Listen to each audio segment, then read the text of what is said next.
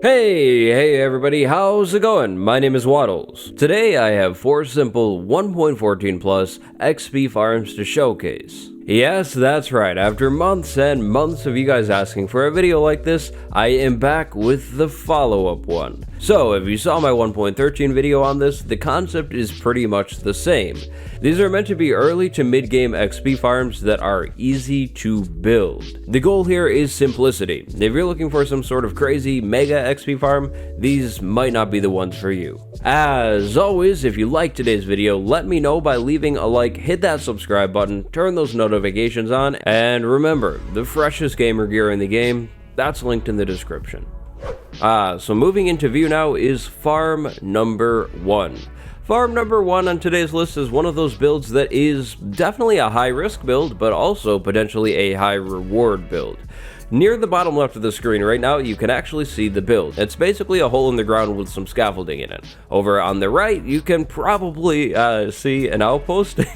So this farm is a very simple pillager / outpost farm. In terms of the build itself, it's literally just a hole in the ground with scaffolding and then a hallway that leads over to it. So to use this thing in survival, approach your hole in the ground and get down inside of it before the pillagers notice you. Then go ahead and walk down your hallway over to your scaffolding hole. Definitely make sure you bring a little bit of food, a sword, and maybe even some armor as well. Climb up your scaffolding and kind of peek in and out, and pillagers will start to notice you and crowd around this thing. Then just continue to go up and down and hit the pillagers when you can. You can dig little spaces out below the blocks that are kind of protecting you to be able to collect all of the experience. It's definitely a little dangerous though, so you'll have to be careful on this one. Just be patient, eat food every once in a while, let your health regen, and you'll start collecting up loads of experience and loot. So what do you need to build something like this? Well, to build this thing, you'll need 5 building blocks, a slab, and then some ladders, some torches, and some scaffolding. If you don't have access to bamboo to make scaffolding, you could actually replace the scaffolding with ladders. Now, the build itself is actually pretty straightforward. Find an outpost in your world and then approach it, but don't go too close. Somewhere in the ground you'll want to be making a hole. Dig down into the ground 4 or so blocks and then make a tunnel that goes over towards the outpost. Don't go all the way to the outpost though, just near the outpost. So here's my hole in the ground and tunnel that leads over to the outpost. After setting all of this up, you'll need your scaffolding, your building blocks, and your slab.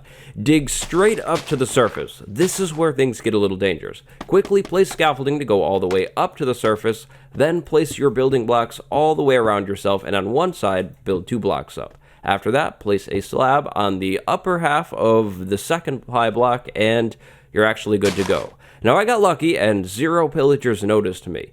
If pillagers start to notice you while you're doing this, go ahead and just block off this area and walk away, walk back, and hopefully the pillagers despawned.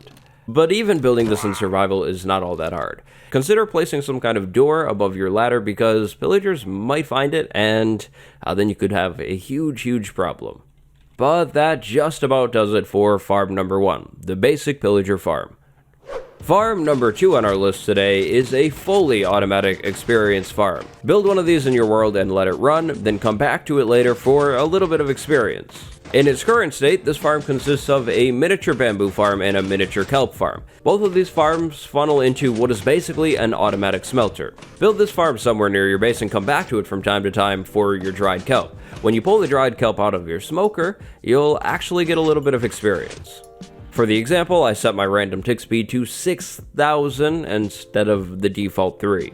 Inside of this chest are the materials that you'll need to build something like this. It's not all that expensive, these are exact amounts. Down in the bottom, the glass represents building blocks. You don't have to necessarily be using glass here, you could use dirt, you could use wood, but the materials on the top, those are exact quantities. And also take note of this furnace. You could either use a furnace on this build or a smoker. There will be no difference whatsoever. Now, building this thing is actually pretty easy. Start with either your smoker or your furnace. After placing either the smoker or the furnace, place a hopper on top of it, going right into it, and a hopper behind it, again going right into it. Immediately to the left or the right of your smelter, place a dirt block. Immediately behind the back hopper, place another dirt block. Now we need to build our miniature automatic bamboo farm. To do this, start by placing 2 building blocks. After that, place a piston, and then place an observer facing in the same direction as that piston. This should be on the back dirt block, by the way. Now behind the piston, place a building block with a redstone dust on top of it, and boom, you're good to go aside from planting the bamboo. Now go ahead and grab some building blocks and finish off this farm, or at least this part of the farm, by encasing it almost entirely. And last but not least for this bamboo farm, you will need 2 trapdoors. Place 2 temporary blocks above your top hopper, then place 2 trapdoors right against them, open them up, and then remove those temporary blocks. Plant your bamboo on the dirt, and then place a ceiling on this, and this part is good to go. Now we need to build our automatic kelp farm. Immediately to the left of your dirt block, place 2 building blocks. After that, place a piston and an observer facing in the same direction as that piston again. Finally, to finish things off, place another building block and then 1 redstone dust on top of that building block, just like I have here. Now grab some building blocks and encase this thing fully. There's going to be some water in this one as well, so just make sure you get this right, otherwise water will spill everywhere. To finish things off with this one, place a single water source immediately in front of your observer and then plant a kelp all the way down on that dirt block. Place a ceiling on this and you are actually good to go. Now definitely don't place an output hopper on this thing, otherwise you will get 0 experience from it. You'll need to come back to this thing from time to time and manually remove any dried kelp for experience. 4 bamboo will smelt 1 single kelp. This build in particular will get you the least amount of XP out of all of the farms in today's video, but it is the only build that is entirely automatic. I've got to send a shout out to a smaller channel named Farzi who built a build that is pretty similar to this that utilizes cactus. I'll leave a link in the description. Experience farm number 3 on today's list is both the easiest one to build and the hardest one to build at the same time. Now, the source of experience itself is actually the grindstone that sits right in front of us, but for this thing to really be efficient and for you to have lots of things to use this grindstone with, you'll probably want some sort of AFK fish farm, some sort of mob farm, or maybe just an enchantment setup where you have excess tools that you don't really want to keep. In case you don't know, you can disenchant things with a grindstone. Disenchanting those things will actually give you some experience and a fair amount of experience. Maybe build some kind of mob farm in your world and save all of the enchanted things from that farm, and then from time to time, disenchant all of them in a grindstone. I just went from level 0 to 12 in like no time, like at all. Now this is really where I recommend you build an AFK fish farm or a mob farm or something where you have a lot of, I guess, excess enchanted things, because otherwise you're going to have to enchant things, so lose levels to get levels back, and that really wouldn't make sense. So just from disenchanting 1 single chest of enchanted things, I have reached level 23. Not bad at all. Now this disenchanting stuff will work on all of your standard tools, fishing rods, crossbows, bows, enchanted books, armor, and other enchanted things like tridents. So again, if you're planning on using a grindstone for experience, you're probably going to get a lot, but you should definitely have something that gives you enchanted items to disenchant, like an AFK fish farm. And for those of you who maybe don't know, this is how you craft a grindstone. Any wood slab variants will work. But given you have things to actually disenchant, grindstones are one of the best XP sources in the game. These things definitely should not be overlooked in the slightest. And last but definitely not least on today's list is something that I like to call the underground paper trade market, the black market of paper.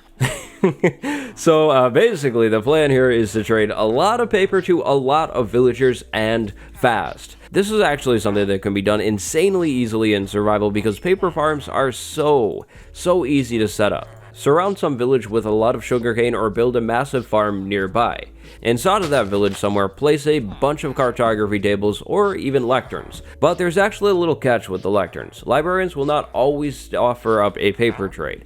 If there is no paper trade on your librarian, remove the lectern, wait for the librarian to, I guess, lose its job, and then place the lectern down again and repeat the process. If you're going for a librarian, definitely do not trade with that librarian until you see your paper trade. Cartography tables and cartographer villagers, however, seem to always offer up a paper trade, so they might be a little bit more of a reliable source. It would be a pretty good idea to go around your village and remove the other workstations as well and replace them with cartography tables, because we don't really have a need for farmer villagers if we're using this method. After trading with a bunch of your villagers, they will actually be willing to breed. Place a bunch of excess beds down in your village and you might start to see some baby villagers pop up. Place even more cartography tables for those baby villagers once they grow up. They will too become cartographer villagers just like their parents, and you can continue to trade for generations and generations. Is this the life the villagers have always wanted? I don't know, I wouldn't be able to tell you, but it definitely will give you a lot of experience because you'll get experience each and every time you trade with a villager. You'll also start to break in the emeralds, which is a pretty cool thing too, so this definitely isn't a bad method for experience. One thing to note here though, the paper trade prices might go up a little bit just due to the supply and demand cycle, so maybe from time to time spend your emeralds on something else like an empty map, or if you have books, maybe buy like some kind of enchanted book sometimes, just to try and keep the paper prices low. If you don't happen to be into gigantic sugarcane farms, these other villager professions would work pretty well. Placing a loom will give a villager the shepherd profession, and shepherds like wool. Placing a barrel will give a villager the fisherman profession, and fishermen happen to like raw cod. If you have an AFK fish farm, this is a good one to go with. Composters turn villagers into farmers, and they'll trade you for things like potatoes, carrots, beetroot, and wheat. And last but not least, smokers turn villagers into butchers, and those butchers might trade you for raw pork chop or raw chicken. There are very simple farms out there for all of these things, but I find that a giant paper farm is probably the easiest thing to make. In terms of survival function, this final farm, the villager trading farm, might actually be the most useful one because you'll be getting lots of emeralds as well. And gamer friends, that just about does it for all of my farms today. Which one do you like the most? Did you not like any of these? I hope you do. Definitely share your thoughts and another farm idea in the comments below. If you liked this video and you'd like to see more simple farms or 1.14 farms, leave a like. Smash the subscribe button and smash the bell to never miss an upload from me, yours truly, Waddles. And remember, I've got that gamer gear linked down in the description below this video. I'd like to send a special thank you to one of my wonderful patrons, Noah, today. Thank you for your support. And thank you everybody else for watching. My name is Waddles. Go have a good day. I will see you next time, gamers. Goodbye.